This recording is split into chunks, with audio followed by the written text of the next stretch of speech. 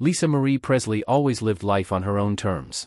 That's why the late star's daughter Riley Keough tells people her mom wouldn't care what people said about her decision to keep her son Benjamin Keough's body on dry ice for 2 months after his death, in a separate casitas bedroom in their home in Los Angeles. The truth is that it was COVID and the plans to bury him were really unclear, says Riley, 35. We needed to get to Graceland, and it was really hard because it was COVID, and we didn't know who was going to come, so there was a lot of planning that needed to happen. Riley says her mom ultimately wanted Benjamin, who died by suicide at 27, to be in her control. She didn't want his body to be somewhere where people could mess with it, she says. We come from a family that's pretty high profile, so I think she ultimately just felt like she wanted to be in control of the situation. If my mom were here, she'd be like, yeah, whatever. I don't care. If people think that's crazy, they can go F themselves, she continues. Related, Lisa Marie Presley memoir reveals why she kept son Benjamin's body on dry ice for 2 months after his death.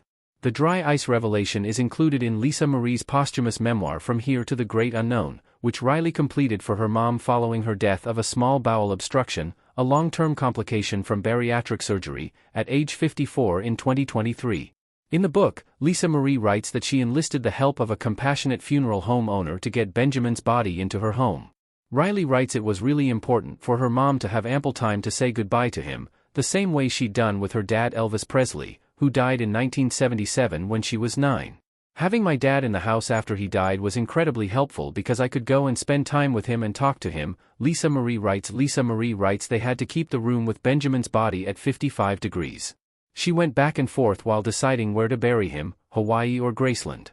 That was part of why it took so long, she writes. I got so used to him, caring for him and keeping him there. I think it would scare the living fing piss out of anybody else to have their son there like that. But not me. Eventually, Riley writes, we all got this vibe from my brother that he didn't want his body in this house anymore.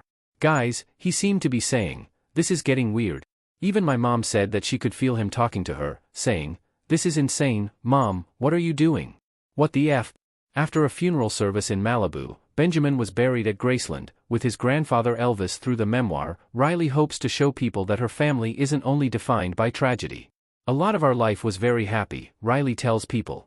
The tragedy within my family has been so heartbreaking, but we also had an incredible amount of fun and these beautiful experiences that I don't know if people get to have very often. I feel extremely grateful for that.